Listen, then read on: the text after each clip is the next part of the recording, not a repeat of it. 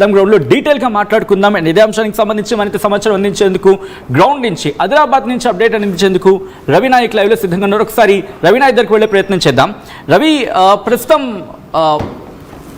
ఆదిలాబాద్ గురించి మాట్లాడుకునే సందర్భంలో ఉమ్మడి ఆదిలాబాద్కి సంబంధించి అక్కడ సిచ్యువేషన్ ఏంటి, ప్రస్తుతం ఎటువంటి పరిస్థితి ఉంది, అట్ ద సేమ్ టైం మూడవ ఓటర్ కింద మాట్లాడుకున్నప్పుడు ఎటువంటి పరిస్థితులు ఉన్నాయి అక్కడ?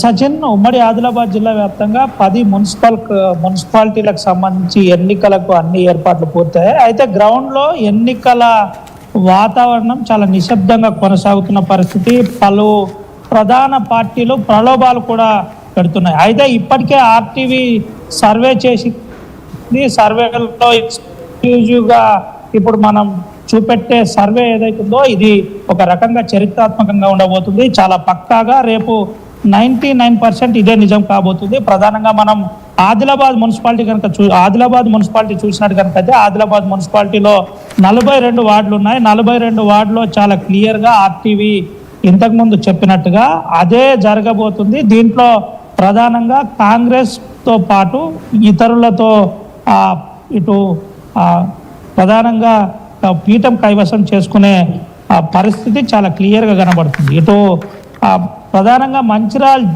మంచిర్యాల జిల్లాలో చూసినట్టు కనుకైతే మంచిర్యాల జిల్లాలో చాలా క్లియర్గా తాతనపల్లిలో సిపిఐ పార్టీ ఇటు బీఆర్ఎస్ పార్టీ రెండింటి మధ్య ఇటు బీఆర్ఎస్ జయకేతనం ఎగరవేయబోతుంది.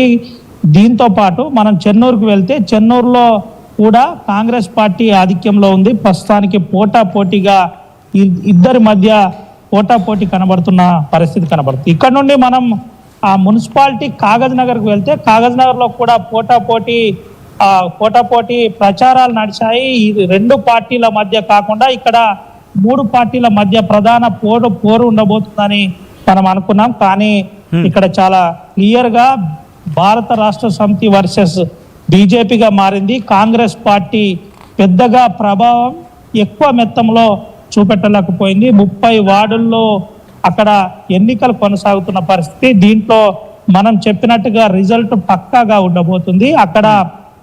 ఆడ బీఆర్ఎస్ పీఠాన్ని కైవసం చేసుకోబోతుంది. ఇటు మున్సిపల్ చైర్పర్సన్ పీఠాన్ని బీఆర్ఎస్ కైవసం చేసుకోబోతుంది. అక్కడి నుంచి మనం ఆసిఫాబాద్ వెళ్ళినట్టు కనుకైతే ఆసిఫాబాద్ లో 20 వార్డులు ఉన్నాయి. ఆసిఫాబాద్ 20 వార్డులో ప్రధాన పోటీ బీఆర్ఎస్ కాంగ్రెస్ మధ్యనే ప్రధాన పోటీ.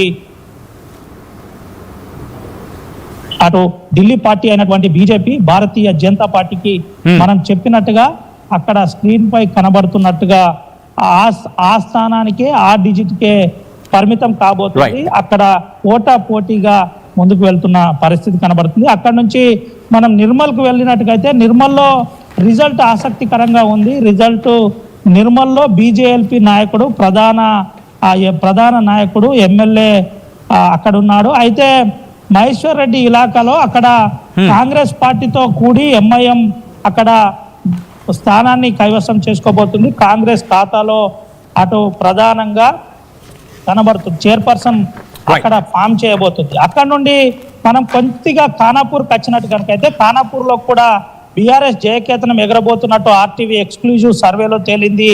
అయితే అక్కడ స్థానిక ఎమ్మెల్యే వెడుమబొజ్జు ఉండడంతో ఏ క్షణమైన రిజల్ట్ మారే అవకాశం ఉందని కొంత చర్చ జరుగుతుంది. అక్కడ లోకల్ ఈక్వేషన్స్ తో ప్రధాన పోటీ ఉండే అవకాశం ఉంటుందని చెబుతున్నారు. ఆదిలాబాద్ లో మనం చెప్పినట్టుగా ఆదిలాబాద్ పరిస్థితి కూడా ఆర్టీవీ చెప్పిందే రేపు జరగబోతున్నది అని క్లియర్ గా కనబడుతుంది. ఇక్కడ నుండి మనం బెల్లంపల్లిగా వెళ్తే బెల్లంపల్లిలో 30 వార్డులు ఉన్నాయి. 30 వార్డులో కూడా ఇదే పరిస్థితి ఉంది. అయితే 30 వార్డులలో ప్రధాన పోటీ బీఆర్ఎస్ కాంగ్రెస్ పార్టీ మధ్యనే ఉంది. ఇక్కడ సిపిఐ కూడా కొంత ప్రభావం చూపెట్టబోతుందని, అది ఒక స్థానానికే పరిమితం కాబోతుందని చెబుతున్న పరిస్థితి. ఓవరాల్ గా ఉమ్మడి ఆదిలాబాద్ జిల్లాలో 10 స్థానాల్లో 10 మున్సిపల్ స్థానాల్లో 10 మున్సిపాలిటీల్లో ప్రధానమైన పోటీ ప్రధాన పార్టీల మధ్యనే ఉంది. అయితే 1-2 ప్రాంతాల్లో కాకుండా మిగతా చోట్ల బీఆర్ఎస్ కాంగ్రెస్ మధ్య నువ్వా నేనా అన్నట్టు నెక్ టు నెక్ ఫైట్ ఉంది. ఫర్ ఎగ్జాంపుల్ మంత్రి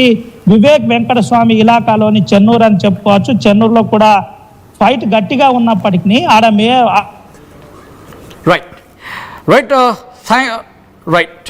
right Ravi Naik, thanks for the information.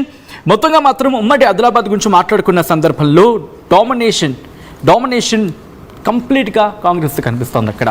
Course BRS అక్కడ పోటీ ఇవ్వబోతోంది అనేది ఆర్టీవీ సర్వేలో తేలింది. సో ఉమ్మడి ఆదిలాబాద్ అయిపోయింది, ఇక్కడి నుంచి ఉమ్మడి నిజామాబాద్ వెళ్ళే ప్రయత్నం చేద్దాం. మోడీ గారు ఒకసారి నిజామాబాద్ వెళ్దాం అండ్ నిజామాబాద్కి సంబంధించి కంప్లీట్ ఆ నెంబర్స్ చూద్దాం. ఆర్టీవీ సర్వేలో నిజామాబాద్ ప్రజలు ఏమంటున్నారు, ఎవరికి పట్టం కట్టబోతున్నారు ఒకసారి చూసే ప్రయత్నం చేద్దాం.